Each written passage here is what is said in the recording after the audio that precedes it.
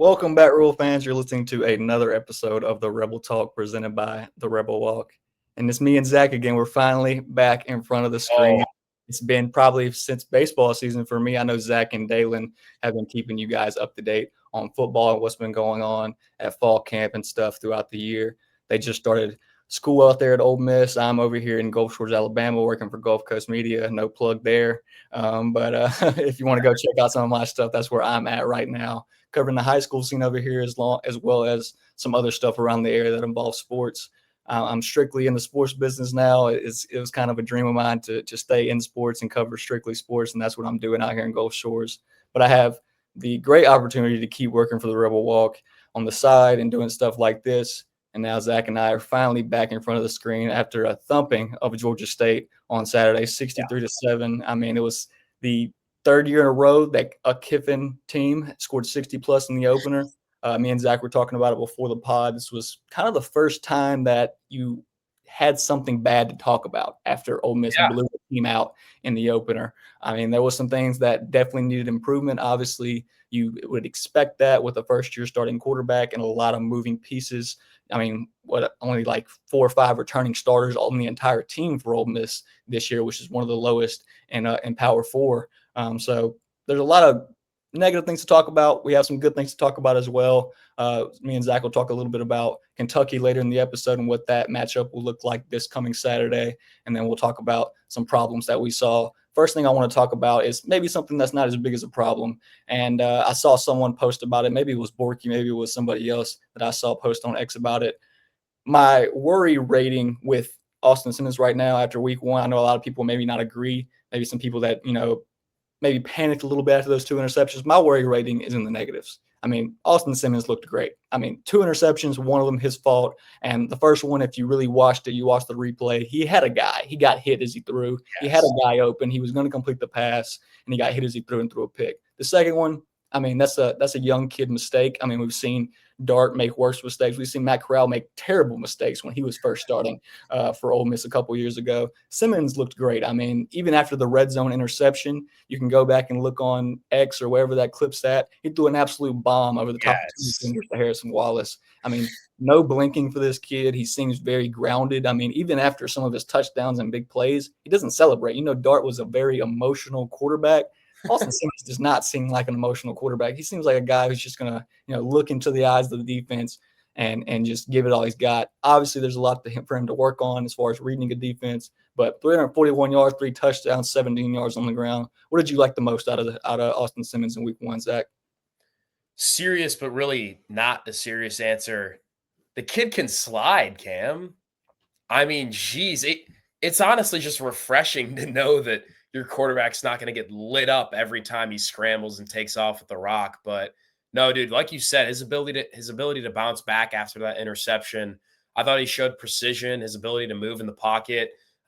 He was scanning the defense. You could tell pre-snap at a very high level. You look at that play. Obviously, Daquan Wright was the third play of the game, the first touchdown for Ole Miss. Daquan was wide open, but Austin knew damn well, like, I'm going to have him in the middle of the field, and it was money. So that first drive was electric. I'm hoping we get something similar next week. But all in all, man, like you said, I don't think there's really much to be worried about. These are things he's going to learn and continue to grow on. Again, people got to remember, Austin was originally in the 2025 high school class. Like, the kid is not normal, and it's going to take some time. You look across the country, look at Ohio State and Texas. Both quarterbacks played pretty poorly if you go back and watch that game. So 2 guys who are, again, their first-year quarterbacks, similar to Austin. It's going to take time for these guys to develop, really start to be effective for their teams. But on a similar note of Austin Simmons, I took a large step of respect for him forward after he clowned the Georgia State defensive back who took Deshaun Womack's chain in pregame, Cam. Weird situation, to say the least. But all in all, nothing but respect for Austin, and I'm really looking forward to watching him develop throughout the season here. Absolutely. Austin seems like he took a lot of that leadership mentality from Jackson Dart, watching Dart lead that team. And, I mean, Dart could take all the heat that he took over the years and even the heat he's taken now in the NFL of being, a potential bust, which he kind of put to bed a little bit in the preseason. But Simmons seemed to learn a lot from Dart. I mean, Dart was a heck of a leader in the years he was at Ole Miss as far as making relationships with his teammates and just being a leader on the field. And it seems like Simmons has taken that role. Obviously, it'll grow a little bit. Simmons might be here for the next 2 years. He might be here for one more year. Who knows? I mean, Simmons technically, I don't know what the age requirement in the NFL draft is, but I know for most situations in the NFL, all you have to do is spend 3 years in college and you can go to the NFL. If Simmons goes off this year, he's already been in college for 3 years. So, he could leave if he wanted, I guess. But I would expect Simmons to be here for a couple of years and build those relationships with his team. He looked good. He looked good out there in front. I know he said in the press conference after the game that he lost his voice a little bit, yelling at the offensive line, yelling at his teammates to get calls out there. He's going to have to do a lot of that next week in a loud environment in Lexington. So hopefully he can get that voice back a little bit before Saturday. But I want to go over some numbers I saw from Simmons, looking at some PFF advanced stats. First, I won't do any PFF advanced stats here. I'll compare him to Dart and Corral and their debuts in a Rebel uniform. Dart, obviously, his debut as a quarterback in college football was at UCF, and he dominated that game, threw for like 390 yards or something like that in UCF against Washington State. That was the Pac-12. Dart obviously did not do that well in his first start for Ole Miss against Troy. He was splitting snaps around that time with Luke Altmaier, who's quarterback in Illinois right now, who I think, if you ask me, Dart is miles ahead of Luke Altmaier. That's a story for another day, though. But 154 yards and a touchdown interception, 40 rushing yards for Dart. Did not have the same type of game as Simmons had in his opener. Obviously, the opponent, maybe not the same. Troy was probably a little bit better of a team than Georgia Southern at that time. Corral did not look good in his debut against Memphis in 2020, I believe, or 2019. 2020 was the first year with Kiffin. In 2019, Corral did not look good against Memphis in a loss in Memphis, 15-10, 93 yards of interception, 17 rushing yards. Looked good in his debut with Kiffin, 395 yards and 3 touchdowns and 50 rushing yards against Florida. That was in 2020 during the COVID season. So, kind of what you'd expect out of Corral in that second year, but probably not what you'd expected out of Simmons, at least most people in a debut game. And in my opinion, probably what I expected out of Simmons just from watching the kid play, watching him play in that Georgia game a year ago, watching him in practice, watching him sling the ball around, kind of what I expected. The one thing I would say I liked the most out of Austin Simmons was the touch. I talked about it a little while ago, the touch on some of those passes. He can sling it. There's no doubt about it. He can probably throw it harder than any quarterback in the country. This is a guy that struck out Charlie Condon, the top 5 MLB draft pick. He can sling it over the middle of the field. And I wish I would have saw a little bit more touch on that pass that he threw to Caden Lee, where he kind of slung it in there to Caden Lee. Caden Lee dropped it. He had space to go get probably score a touchdown maybe. But he had some really good touch passes. Onto the advanced stat, he had 3 big-time throws. I think all of those were to Harrison Wallace over the top of the defense. That was 4th best in the SEC behind Arch, John Mateer, and Diego Pavia. All 3 of those guys had 4 to Simmons' 3. Most turnover-worthy plays is probably the biggest negative I could see out of Simmons. He had 2 interceptions, obviously. One of them maybe not his fault, and then he had the fumble in the red zone that he obviously recovered. So maybe a little bit more protecting the ball, but like Zach said, too, you like to see a quarterback slide, especially at Ole Miss, because we haven't really had that over the years with Matt Corral and Jackson Dart. So I'd like to see that. I'd like to see him protecting himself. He was tied for the most yards per attempt in the SEC with 11. I believe he tied with Arch and Zach Calzetta actually had this at the first most yards per attempt. But if you watch Kentucky playing week 1, Zach Calzetta did not look good. What's the kid, 25 years old, 24 years old? He did not look good. And to be fair, Zach Calzetta really never had a great game in the SEC, even when he was at Texas A&M, in my opinion. Average depth per throw, Simmons 11 yards and that as well. Really good week 1 in that. It seems like he was throwing for a first down on every other play and never really was taking the check down throws, never was looking for the check down throws. Obviously, you have to do that more against some SEC teams, dump it off to your running back, dump it off to your tight end in space. But, Simmons was looking for the big play mostly every time. And then a very important one that we'll dive into after this, talking about Simmons, is The average time to throw the football was 3 seconds. That's about middle of the pack in the entire country. That's maybe in the upper echelon of the SEC. He had some time on a handful of throws to throw the ball. True. You could see Simmons scanning the field. You could see him go from one read to another, and that's what you really want from your first year starting quarterback is seeing him read the field. And I mean, he had 3 seconds to throw the ball. Maybe that doesn't look the same next week against an SEC defense, but we'll have to see. I mean, we'll have to see what this offensive line is going to look like for the rest of the season. And that brings me to my next segment, Zach. What about this offensive line? What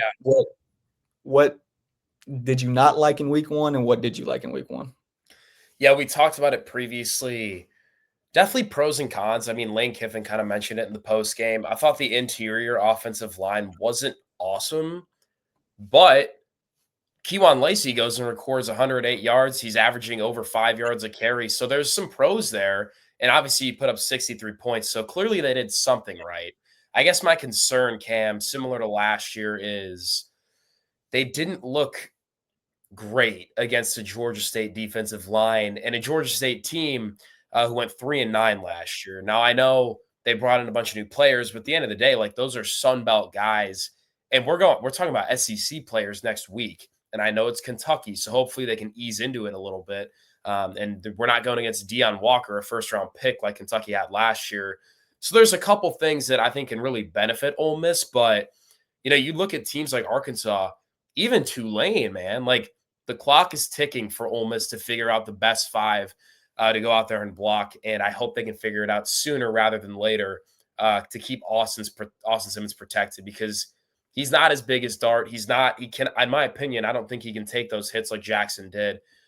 So pros and cons, in my opinion, but out of all the position groups we're going to talk about, I would say that one deserves the most attention in practice this week.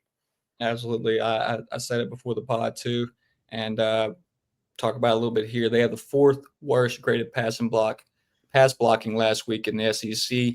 I mean, it was one of the bottoms in the country as well. It didn't look good up front at times for the Ole Miss offensive line. Run blocking maybe looked a little bit better. Obviously, Kewan Lacey being Alvin Kamara type is what I was saying it kind of looked like, in my opinion. I mean, this is a guy who had crazy balance. I mean, it seemed like if you got your hands on him first, you weren't the guy that was going to bring him down.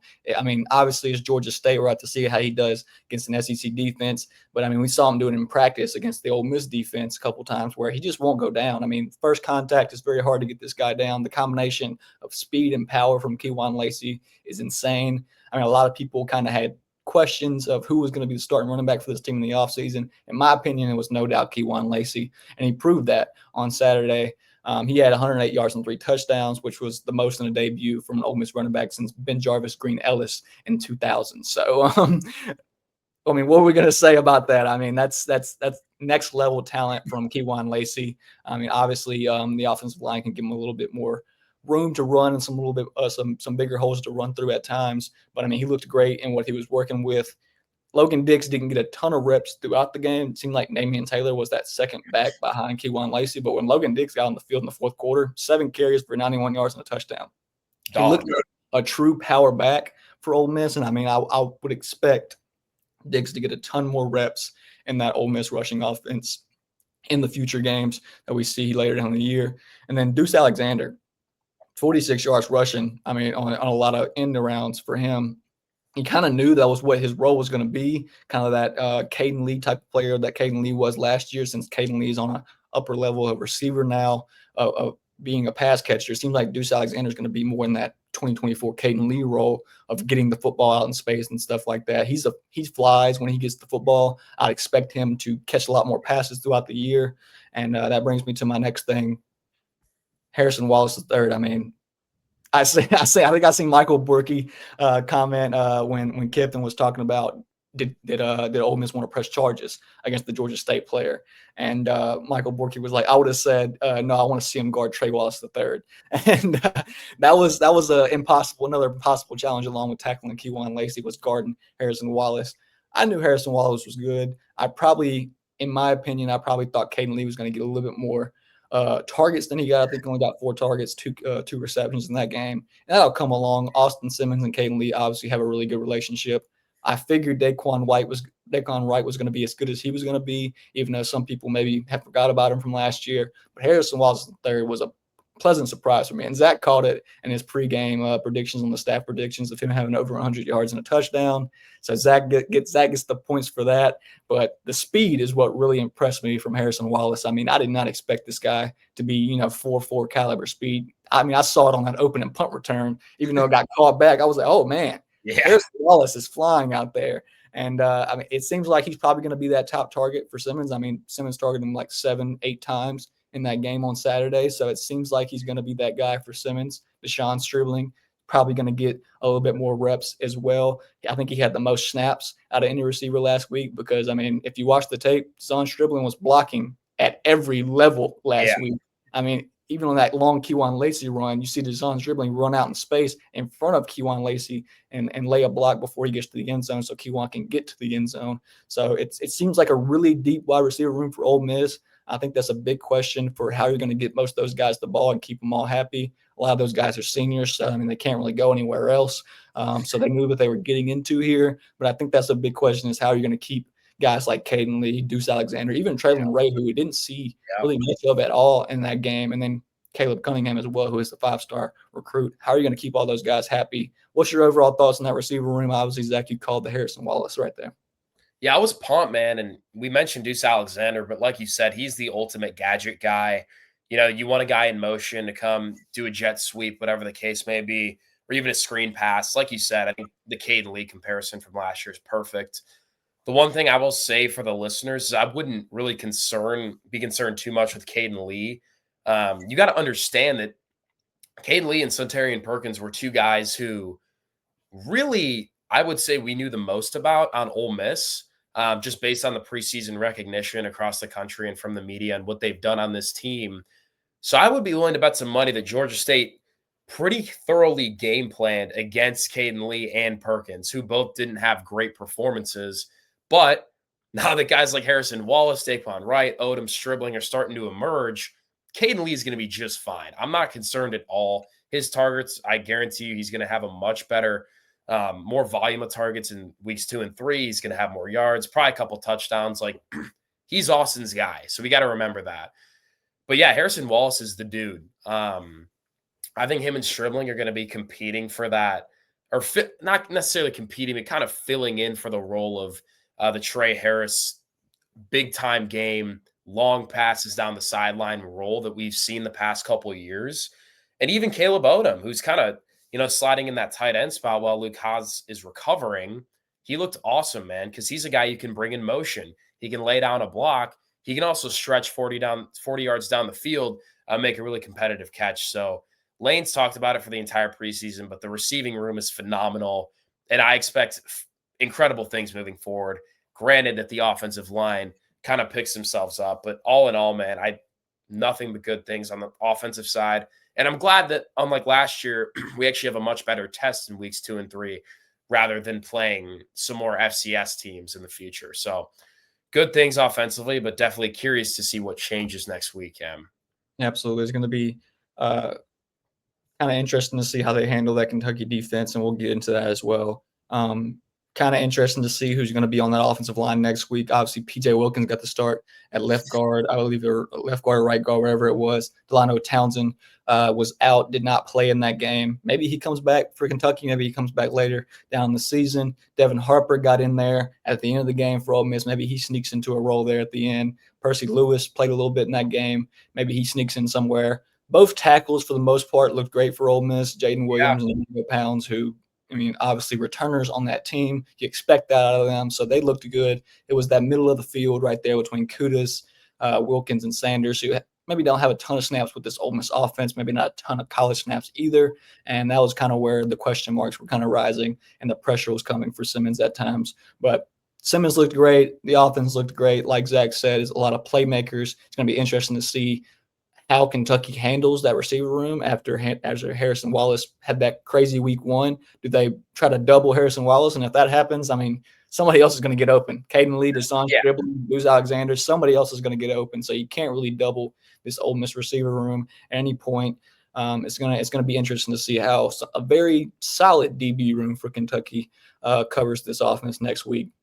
moves us over into the defense. Maybe not the same level of production that it was a year ago in the opener as far as stopping the run. They did play Furman, as well as not playing Georgia State. Georgia State ran the heck out of the football.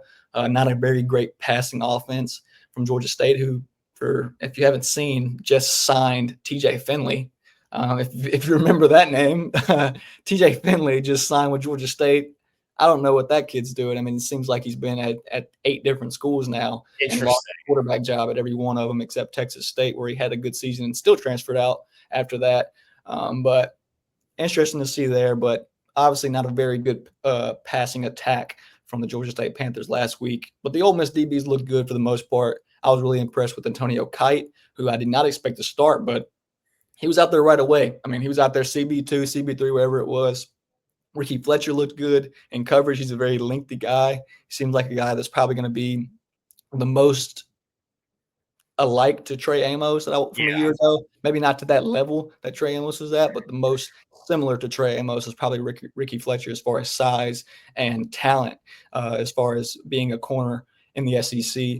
Kapina Goshikin looked like he was a veteran out there. He has very good speed. He's going to be in that, slot safety role where he kind of played at Washington State as well. Sage Ryan, me and Zach talked about that before the pod last night. Maybe not the greatest of speed from a safety or a DB that you would like, but I mean, he's a big body. He's a guy that's great in the run game, kind of like Jason Kennedy, but bigger. I think we've said that before in past times we've talked about him. Sage Ryan's more of a box specialist type of safety, and that's why TJ Banks got a lot of reps out there in pass coverage as well. And then Wyatt Williams really impressed me laying the lumber out there. What was your biggest takeaway from that DB room, Zach? It seems like a very improved group and a lot more depth in that room than a year ago. That's the main point I want to hit on, Cam, is the depth. It's better than last year, dude. And there are more guys and more faces that you're going to see rotating game in and game out. Way more in comparison when you look at that 2024 squad, which is awesome. And shout out to TJ Banks. I mean, the guy literally had a bullet in his leg like a month ago, and he's out on the field starting. So that's pretty phenomenal stuff from him. But look, man, they had that wide receiver. I think his last name was Hurst, maybe. He was their best guy last year. He came back. Their quarterback came back. When I did a podcast with the Georgia State guys, they were hyping him up a little bit. I'm not going to lie. So for Ole Miss to really never even allow that guy to get the ball and allow the quarterback to complete a lot of passes, I mean, just to put it lightly, was incredible work. Obviously, it starts up front with the defensive line and the linebackers bringing that pressure, but the DBs never even allowed, margin for a catch or, even a long, really touchdown, to say the least. So I thought that was phenomenal, especially when you look at some of the blowout games last year. There were times when that secondary would, I don't want to say take a play off, but you could tell they weren't as focused as they would be in the beginning of the game. So all around positive updates. I'm excited to see how they do against an SEC team in Kentucky and then finally Arkansas as well. But great job from the DB room. I thought TJ Daugherty, Jaden Yates, and Todd Chambers really held it down up in the middle there. There was one play when Chambers kind of got juked out of his shoes by the quarterback, so I'm sure he's getting clowned on film by that. But aside from that, dude, they were downhill guys. They're going to hit you hard. They're fast. I mean, this is kind of not necessarily a crazy take, but Cam said it before the pod. These guys look better than Pooh Paul did in week 1 last year. So if that says anything, hopefully their ceiling is much higher. Lots of room to grow as well. But TJ Daugherty, man, he's locked in and he's got this defense ready to roll at all times here, Cam. Absolutely. I mean, TJ is the guy with the headset on the defense. He's the leader on that defense. Seems like a very high football IQ out of TJ Daugherty. Even when you talk to him, he seems like he knows what's going on out there most of the time. And he's got 2 studs beside him in Yates and Chambers. I mean, Chambers really impressed me. A guy at that size, the way he moves. I mean, he's a lot. Yates and Chambers are not much bigger, but they're bigger guys than TJ, and they seem like they move just as well as TJ does out there. Going back to that receiver, Ted Hurst had 1 reception for 6 yards in that game. All of the starting quarterback for Georgia State's yards went to Javon Robinson, who scored that touchdown. He had 3 catches for 52 yards, and most of that, I think, was like 43-yard play for that touchdown. That was where most of the yards came from. So very good overall performance from that DB room in week 1. I think the D-line is what most people expected it to be. It seemed, I mean, obviously there's no Walter Nolan, there's no Jared Ivey, there's no JJ Pegues, there's no Princely, but you got Princely's brother, Prince Will, who looked really good out there in week 1, wearing the number 1, looked very similar to his brother. Maybe not as big, but seems like a lot more athletic than his brother. Seems like he's got a lot more speed off the edge. Yeah. Deshaun Womack looked very good out there. I mean, he looked like the most aggressive player, and I think maybe that ripping the chain off of him was the wrong thing to do before the game, because he looked like probably the defensive player of the game as far as flying all over the field. And there was plays where the quarterback would get out the pocket or running back would scoot out of the edge, and Womack was the guy chasing them down. Yeah. So he looked very athletic on the outside there. Xavier Harris obviously looks like an absolute monster in the middle. He seems kind of unblockable at times. There was a play early in the game, and it was either a sack or a tackle for loss, whatever it was. Xavier Harris had both a tackle for loss and a sack. Whichever one of those plays it was, he stiff-armed the center with one arm to the ground and then tackled the guy. So, I mean, that tells you all you need to know about Xavier Harris. And then he got the 1 interception of the game, and if you didn't see his celebration, he broke the celebration basketball goal in half. He broke it in half. He tore it off of the nails. It was. That was a big guy. And then they brought in the backup basketball goal. Who knew they had a backup basketball goal? They had to bring that in. Xavier Harris looked great. Defensive line looked great. Obviously, Zach said Perkins probably got a little bit more game plan for than most of those other guys. And his time will come. Obviously, probably want a little bit more production off the edge from Cam Franklin that you got in week 1, so you can give Perkins more time to get off the edge. Maybe you move Prince Will and Perkins opposite of each other instead of subbing them in for each other. Maybe that gives Perkins a little bit more time to go make plays. Obviously, he had Princely on the other side of him last year and produced a lot of plays for Perkins to get back in the backfield. But overall, defensive line looked great. I mean, Jamarius Brown looked good when he subbed in at times. Will Eccles got the start and looked pretty good as well besides Xavier Harris. I think the D-line is going to be really good, maybe not to the same run-stopping caliber they were a year ago. Obviously, Walter Nolan is a different type of human. But I think this is a team that's going to be in the upper echelon of pass rush and run-stopping defense in the SEC, maybe in the country again. And one of my favorite things about the D-line, Cam, is that the ability to rotate is just phenomenal. I mean, I saw it in practice. I'm not even sure if they did it in the game, but like they put Xavier Harris in an edge rushing spot. Like that's how athletic he is. Cam Franklin is that Jared Ivey type of guy who can play, every tech you can think of. They slide him in the middle, the nose tackle. He can rush outside. Same thing with Perkins because he's fast and one of the most physical players in the country. So that ability and flexibility with Pete Golding is something that we haven't seen at Ole Miss, at least, in previous defenses. And now you have this just abundance of athleticism all over the field, even with the DB room. Like it feels like all of them can play cornerback, play in the slot, play in strong safety, free safety. So the versatility is the biggest thing for me with this defense. Obviously wasn't a great test with Georgia State. Definitely better than playing Mercer or Furman, right? I mean, this is a Sun Belt team that does have a lot of prior SEC talent on it. But I think we're going to get that real showing. I keep hitting on it, but maybe not this Saturday against Kentucky, but Arkansas, Tulane, LSU, the big dogs are coming up. So I think the defense is in a good spot. They're fully prepared for those games as we look down the line here.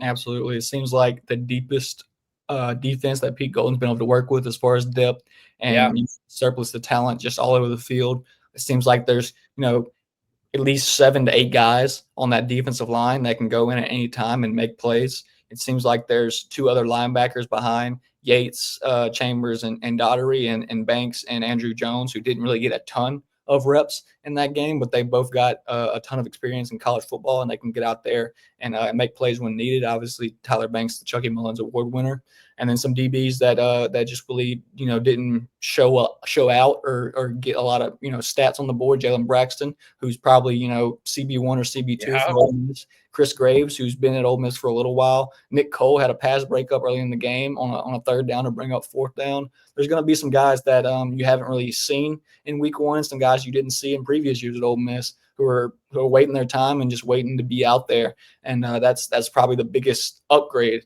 in the defense from a year ago, which, I mean, kind of hard to upgrade from that, but it's a lot of depth on that defensive side of the football for Pete Golden. And that brings us into Kentucky. 2:30 kickoff on ABC this coming Saturday at Kentucky. First road game for Austin Simmons. I think that's what I'm most looking forward to, is to see how, first-year starting quarterback handles that environment in Lexington. Obviously, it's not to the caliber of, LSU or being in Tuscaloosa or in Athens. Well, he'll be in Athens later this year too. So it's not going to be the same environment as maybe Athens later in the year, but it's a good road test to start the year. Obviously, we've seen Ole Miss play, 3-4 non-conference games to start the year usually. It's really good to see an SEC opponent in week 2, and sometimes maybe scares a little bit of fans, but in my opinion, this is, what you want out of a team that, didn't maybe live up to expectations a year ago because they weren't ready when they had to play Kentucky. They weren't ready when they had to play LSU, and then they fell apart against Florida.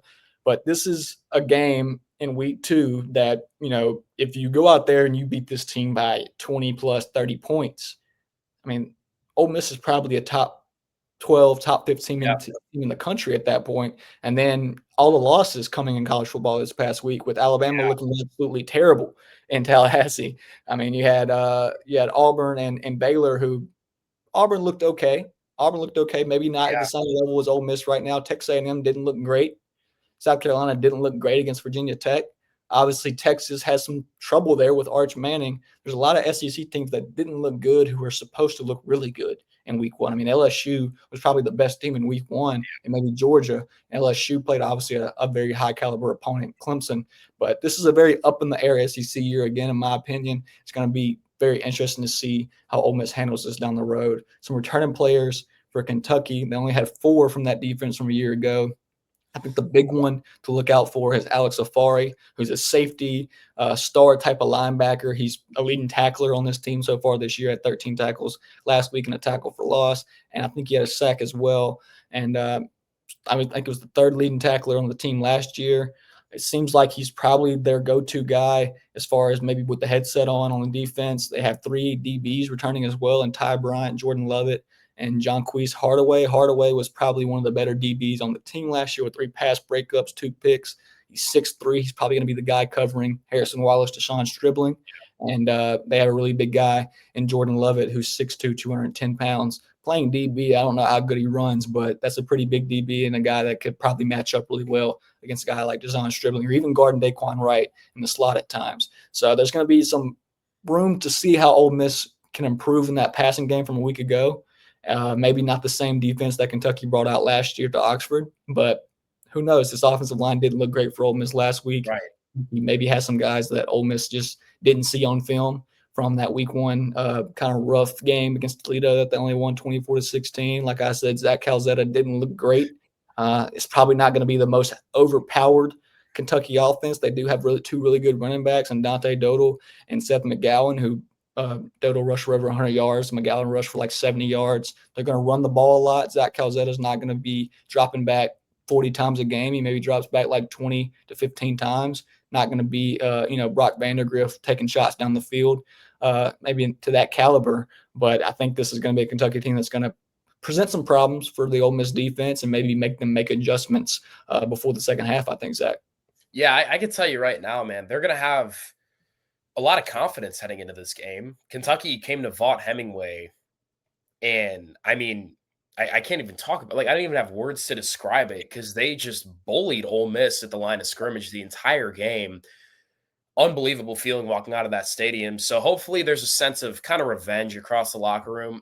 Lane mentioned it on his teleconference call last night, but they've been game planning for this one for a while, to say the least. And I know Austin has a very bitter taste in his mouth being on the sideline and experiencing last season.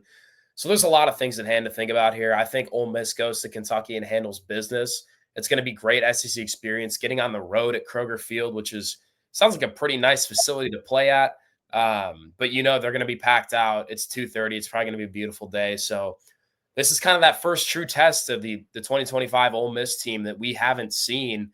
Obviously a huge win in week 1, but they got to carry that momentum and go get it over there in Lexington and set themselves up here. Because if you drop this one, it's going to be a very, very long season here, Cam. So we'll get back to you guys with some more content, obviously previewing Kentucky at a deeper level. There's going to be a ton of press conferences with good quotes and information throughout the week. But, Yeah, first appearance here on Monday, first glance. I think Ole Miss handles business on a pretty strong fashion here on Saturday. Absolutely. I think Ole Miss should handle business. I think they will handle business. It's not the same Kentucky team as last year. Ole Miss is 11-11-1 all time in Lexington, 2-1 against Kentucky in the Lane Kiffin era. Football's back, guys. Football season's here. It's the best time of year. We got NFL on Thursday, and the first look of Micah Parsons without the Cowboys. So if you're looking forward to NFL football, that's on Thursday. And then heading into the weekend, we got more college football. We got NFL football. It's the best time of year. It's Ole Miss. Ole Miss is popping in Oxford. The Grove is back in full force. It's a good time to be an Ole Miss Rebel. It's a good time to be a football fan. And like Zach said, we'll keep you guys updated with Ole Miss sports, Ole Miss football in particular, just throughout the season. And hopefully I can get back on the screen maybe next week after Ole Miss handles business in Lexington. I think that's all we got for you guys this week. Make sure to subscribe to the Rebel Walk YouTube channel. Keep up with the podcast. Subscribe to all of us on social media, whether that's X, Instagram. Subscribe to the Ole Miss TikTok to keep up with that as well.